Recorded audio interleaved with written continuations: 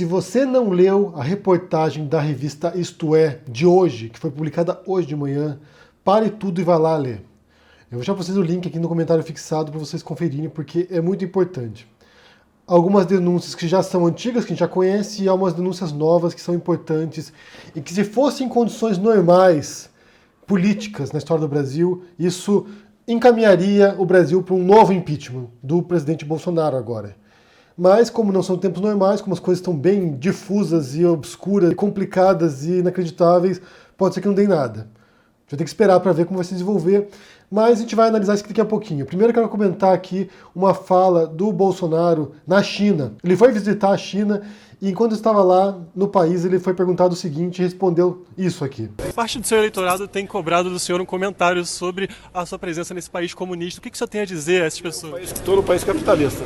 Ou seja, Bolsonaro, um grande crítico do comunismo, que se arroga a missão universal de proteger o mundo do comunismo, o Brasil dos comunistas, de tirar o comunismo do Brasil, está agora visitando um país dito comunista, que é a China, e ele diz que ele não está no país comunista, que está no país capitalista. Você tem o Bolsonaro e os filhos e outros bolsonaristas que dizem que o Brasil é comunista, que dizem que o Brasil foi dominado por socialistas. And to send a message, a clear message that we are not going to be a socialist country anymore. E agora, quando está de fato num país socialista, ele diz que está num país capitalista. Isso aqui volta a algo que eu já disse anteriormente, que é o esvaziamento dos conceitos. Quando as pessoas dizem coisas que elas não sabem o que é e usam as palavras de maneira tão vaga e tão sem sentido que pode significar qualquer coisa. Então, por exemplo, usa capitalista, usa socialista, comunista, usa fascista, sem ter nenhum sentido próprio aquela palavra. Ela pode significar qualquer coisa. E é óbvio que isso não é feito apenas pela direita ou pela extrema-direita. A esquerda também faz isso. Eu ouvi recentemente uma frase aqui, você chama todo mundo de fascista, que um dia, quando realmente surgirem os fascistas, ninguém vai prestar atenção. É basicamente isso. Todo mundo é comunista, todo mundo é fascista, todo mundo é algum rótulo vazio que não quer dizer mais nada, que não tem nenhuma carga de sentido. Então quando o Bolsonaro e os bolsonaristas chamam o Brasil e o PT de comunistas e chamam a China de capitalista, você percebe como são dois pesos, duas medidas, como eles não sabem o que estão dizendo e como eles não se fiam nos conceitos e nem se importam com isso. Basta confundir a cabeça das pessoas. E para entender se a China é comunista ou não, se a China é capitalista ou não, a gente tem que voltar para os conceitos, para analisar termos que não são tão simples assim, que você precisa realmente estudar para poder entender o que eles querem dizer. O próprio governo chinês se autodenomina socialista do modo chinês, ou comunista do modo chinês. Eles têm certa liberdade econômica, que são decorrentes de uma reforma econômica dos anos 70, que abriu o país, que permitiu certas práticas econômicas que não eram permitidas antes, isso levou ao milagre chinês, e hoje é como qualquer outro país do mundo que tem uma economia chamada mista, que mistura a regulamentação estatal com práticas de livre mercado. Isso é a China, assim como o Brasil, assim como os Estados Unidos, assim como a União Europeia, assim como o Reino Unido, assim como outros países do mundo, capitalistas. Um misto de livre mercado com regulamentação estatal. Bem, mas outro dia a gente deveria voltar aqui e analisar conceitos como capitalismo, comunismo, socialismo, entender o que isso quer dizer. Agora, voltando à reportagem da Isto É, porque isso sim é bombástico, isso sim teria a possibilidade de causar um estrago profundo no governo Bolsonaro e talvez até levar ao impeachment. Mas como o impeachment é um processo político, depende de vontade política de quem faz parte desse jogo. E nem todos talvez estejam dispostos a embarcar nesse momento, agora nisso. Então eu vou falar sobre uma reportagem que se chama As Falcatruas do Clã Bolsonaro. E daí tem um subtítulo aqui: nas profundezas das operações irregulares do clã estão desde o pagamento de viagem de lua de mel com dinheiro público até carro blindado bancado pelo fundo partidário. O filho Eduardo teria montado um esquema de rachadinha com a advogada paga pelo PSL. E nessa mesma edição da revista tem uma entrevista com a Joyce Hasselman, no qual ela diz o seguinte aqui, a manchete: presidente não pode ser lobista do filho. Então vamos analisar aqui a primeira parte, né, a primeira reportagem, que tem as maiores denúncias mais importantes, e aparentemente há duas fontes principais para essa reportagem. De um lado você tem a Joyce Hasselman e do outro lado você tem o Valdir, o delegado Valdir. Dois que foram fritados pelo governo Bolsonaro agora. O Valdir era o líder do partido na Câmara e a Joyce Hasselman era líder do governo no Congresso. Eles ficaram de um lado de uma guerra interna no PSL, no partido do Bolsonaro, numa guerra interna contra o filho do Bolsonaro, o Eduardo Bolsonaro, e eles perderam. Até esse momento você viu uma vitória provisória, pelo menos do grupo bolsonarista do Eduardo Bolsonaro. Então a primeira coisa aqui nessa reportagem, que é a lua de mel com dinheiro público. Segundo a revista Isto É, o Eduardo Bolsonaro teria usado a advogada do partido, do PSL, que é a Karina Cufa, para que ela pedisse dinheiro ao PSL para bancar a viagem do Eduardo Bolsonaro para a lua de mel dele nas Maldivas. Ou seja, o filho do Bolsonaro, o atual líder do partido na Câmara, usou o dinheiro público para bancar a viagem para a lua de mel. No casamento dele também teve um outro caso que foi bastante estranho, que o Bolsonaro evitou comentar,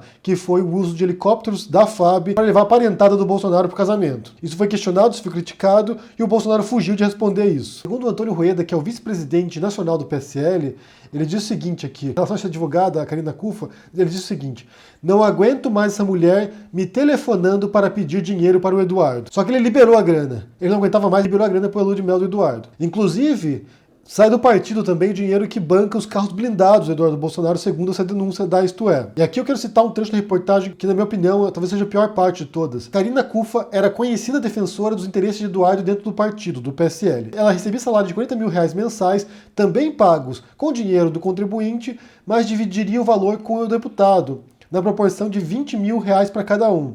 Ou seja, a rachadinha seria isso. Essa advogada, que representava no fundo o Eduardo Bolsonaro, mas a advogada do PSL recebia R$40 mil do partido, e esse dinheiro, metade ia para o Eduardo Bolsonaro. Eduardo também ficaria com parte do dinheiro que a advogada recebia do PSL a título de consultorias extras. Em pouco mais de 8 meses de contrato com o partido, ela recebeu R$340 mil.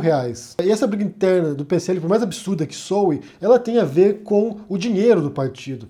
Porque o fundo partidário atual do PSL é de R$150 milhões anuais, e de fundo eleitoral para 2020 e 2022 dá um total de R$500 milhões.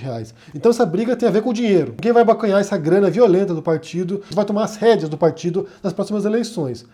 Então você tem dois grupos disputando esse controle do fundo partidário, que é a parte do atual presidente do partido, que é o Bivar, apoiado pela Joyce Hasselmann e pelo delegado Valdir, e a outra ala, que é a ala bolsonarista, vinculada ao presidente e ao Eduardo Bolsonaro. Então são essas duas facções lutando pelo controle dessa grana. E aqui, segundo o delegado Valdir, que era o líder do partido na Câmara, ele diz o seguinte, que eles querem tomar o partido na mão grande, e depois que o presidente quer tão somente a chave do cofre do partido. É uma briga pela grana. É uma briga pelo poder, obviamente, porque isso está envolvendo o poder, mas também pelo dinheiro que vai azeitar as engrenagens eleitorais do futuro. E nessa briga interna, o modo como o Bolsonaro usou para convencer, e aqui eu falo do presidente, não apenas do Eduardo Bolsonaro, do presidente mesmo, usou para convencer aliados dele a votarem a favor do filho para ser o líder da Câmara, para ser o líder do partido na Câmara, foi prometendo cargos, verbas para emendas parlamentares. E outra denúncia que a gente já falou aqui também anteriormente, que já foi feita por vários expoentes também do bolsonarismo, é das milícias virtuais, que são pessoas contratadas, assessores parlamentares, o gabinete do ódio, que se chama, ou o gabinete da maldade, que fica no Palácio do Planalto, sob comando dos filhos do Bolsonaro e com conhecimento direto do Bolsonaro também, que são grupos usados para difamar as pessoas, para destruir reputações, para atacar opositores políticos e para atacar também dissidentes do bolsonarismo. A Joyce Hasselmann é a mais recente vítima disso, e ela se voltou contra eles agora justamente porque ela foi vítima, porque ela também já sabia disso, dessa operação anteriormente. Então quando se volta contra ela, ela se indigna com isso e vai agora para cima dos filhos do Bolsonaro. Isso é que você vê também na reportagem, na entrevista com ela, que é o segundo artigo que eu vou deixar para vocês aqui também no comentário fixado. Eu quero ler dois trechos aqui da reportagem que são bastante esclarecedores nesse sentido. Então, um é sobre compra de votos. Diz o seguinte: deputados do PSL afirmam que, para garantir o cargo de líder do partido na Câmara ao deputado Eduardo Bolsonaro, o presidente conduziu uma intensa compra de votos junto a 29 parlamentares do partido para garantir a vitória do filho na disputa contra o delegado Valdir. O próprio delegado afirmou a Isto É que a compra de parlamentares foi operada pelo deputado Major Vitor Hugo e pelo general Luiz Eduardo Ramos, da Secretaria do Governo. Aos deputados foram oferecidos cargos no governo, emendas parlamentares e recursos do fundo partidário pelos aliados do presidente, sobretudo em São Paulo e no Rio de Janeiro. E outra aqui também que é sobre o deputado Júnior Bozella, ameaçado agora, deputado do PSL São Paulo, que denunciou a Polícia Legislativa da Câmara, que foi ameaçado pelo chefe de gabinete do deputado Eduardo Bolsonaro, dentro do quadro de divergências internas que agitaram o partido nas últimas semanas. O presidente da Câmara, Rodrigo Maia, autorizou escolta policial ao parlamentar paulista. Ele é um dos que votou contra a indicação de Eduardo Bolsonaro para a liderança da Câmara. De acordo com Bozella, Eduardo é acompanhado por seguranças oriundos das milícias do Rio de Janeiro. Essa denúncia, para mim, talvez seja a pior de todas. Dentre essas todas horrorosas e horríveis que surgiram nessa reportagem da Isto É. Porque não é apenas a base miliciana que elegeu o Bolsonaro e a turma dele. Não é apenas no Rio de Janeiro que eles têm essa influência. Agora você tem Eduardo Bolsonaro levando milicianos para dentro de Brasília, para dentro do parlamento também, como está agora nessa denúncia do Bozella. Vou repetir aqui. De acordo com Bozella, Eduardo é acompanhado por seguranças oriundos das milícias do Rio de Janeiro. Então, cada vez mais, esse vínculo, que já é explícito entre os Bolsonaro e as milícias, vai se tornando mais evidente para muita gente, mesmo para correligionários do Bolsonaro, pessoas que fazem parte do PSL. Uma coisa que eu tenho dito para vocês aqui com frequência, eu vou repetir porque é muito importante isso.